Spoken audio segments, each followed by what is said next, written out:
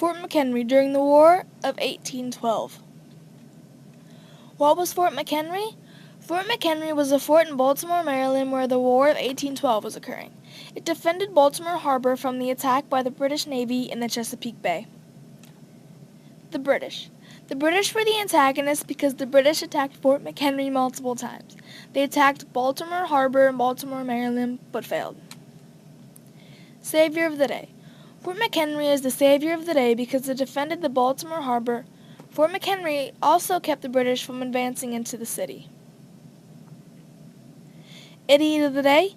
The idiot of the day is the British because they tried to attack the Baltimore Harbor, but they failed. A quote about Fort McHenry. The attack on Fort McHenry by nearly the whole British fleet was distinctly seen from Federal Hill, and from the tops of houses, which were covered with men, women, and children. The whole awful spectacle of shot and shells, and rockets, shooting and bursting through the air. The quotes by Salem Gazette newspaper on September 28, 1814. Legacy. Fort McHenry's legacy is the role it played in the defense of Baltimore in the War of 1812. Its legacy is known for its efforts in helping Baltimore fight against the British.